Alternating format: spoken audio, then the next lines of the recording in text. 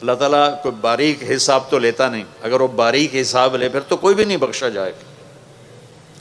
ایک بدو آیا، یا رسول اللہ قیامت کے دن حساب کون لے گا؟ آپ نے کہا اللہ۔ کہنے لگا موجاں بخن بخن موجاں ہو گئیں موجاں۔ تو آپ بڑے حیران ہوئے، کہنے لگے کس بات کی موجاں؟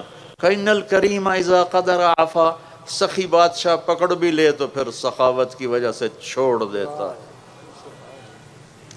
تو اس کا مطلب یہ نہیں کہ بھئی تم کہو کہ ہن نماز ہی نہیں پڑھنی، اللہ آپ ہی چھوڑ دے گا۔ حسینی فلسفہ سامنے رکھو کہ کربلا کے میدان میں نماز نہیں چھوڑی۔ اگر 1400 سال کی تاریخ میں کسی کو گنجائش ملتی نماز چھوڑنے کی تو کربلائی قافلے کو ملتی، کہ جن پر ظلم و ستم کی تاریخ لکھی جا رہی تھی، جن کی گردنیں کٹ کے نیزوں پہ چڑھ رہی تھی، اور اوپر تپتا ہوا سورج تھا اور نیچے جلتی ہوئی ریت تھی، اور یہ سارا جنتی ٹولہ تھا سارا۔ جنگ سے پہلے امام علی کی آنکھ لگ گئی، اتنا قلبی اطمینان کے آنکھ لگ گئی۔ کسی کو کوئی بیماری سنا دو بھیڑ سی تو اس کا سونا ہی حرام ہو جاتا ہے، اور آپ سامنے موت نظر آ رہی اور آنکھ لگ گئی۔ آنکھ کھلی تو ہنسنے لگے۔ بہن زینب نے پوچھا یہ کوئی ہنسنے کا موقع ہے؟ کیوں ہنسے ہو؟ کہا ابھی اللہ کے نبی خواب میں آئے، کہہ رہے ہیں بیٹا تجھے لینے کے لیے آ گیا ہوں۔ یہ جنتی قافلہ ہے۔ نماز کا وقت ہوا تو آپ نے اشارہ کیا، آپ کے رائٹ سائڈ پر زہیر تھے، زہیر بن قین کا شمر سے کہو نماز پڑھنے دے۔ اللہ اکبر اللہ اکبر۔ تو انہوں نے آگے بڑھ کر شمر سے کہا کہ تھوڑی دیر رک جاؤ، ہمیں نماز پڑھنے دو۔ تو اس کے ساتھ ایک دوسرا سردار کھڑا تھا، عمران بن حسین کوفی، وہ کہنے لگا تمہاری تو ہوتی ہی نہیں۔ ان کا لخ لعنت ہے، آل رسول کی نہیں ہوتی تو تمہاری ہوتی ہے۔ تو انہوں نے واپس آ کر کہا جی وہ نماز کے لیے جنگ نہیں روک رہے۔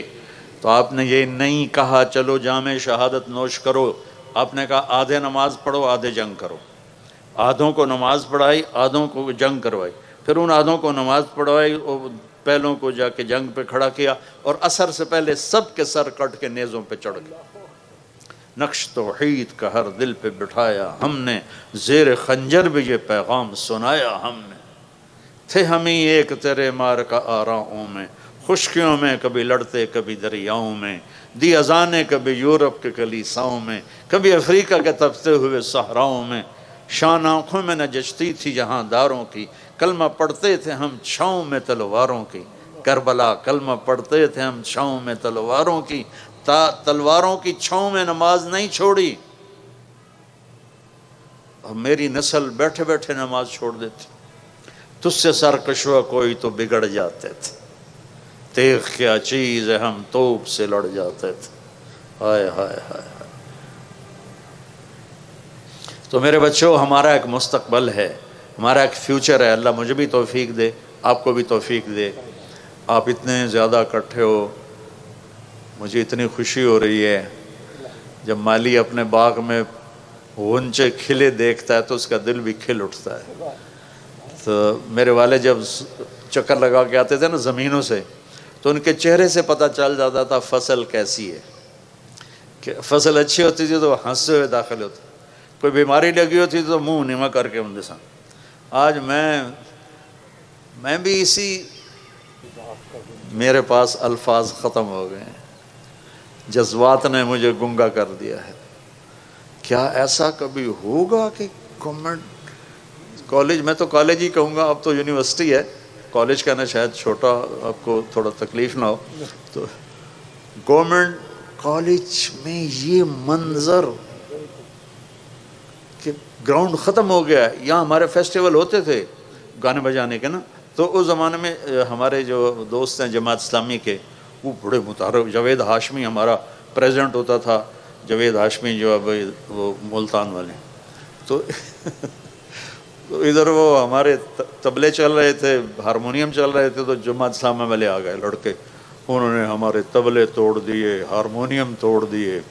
بعد میں پھر ہماری باری تھی، وہ پھر ہم نے بعد میں اپنا بدلا لیا، تو لیکن آج جہاں یہ میں دیکھ رہا ہوں، مجھے لگتا ہے میں خواب دیکھ رہا ہوں آج کہ اتنی بچیاں بیٹھی ہوئی ہیں، سب کے سروں پہ دوپٹہ ہے، اور یہ اتنے نوجوان اتنی محبت سے، اچھی خاصی دھوپ میں تمازت ہے، حدت ہے، گرمی ہے.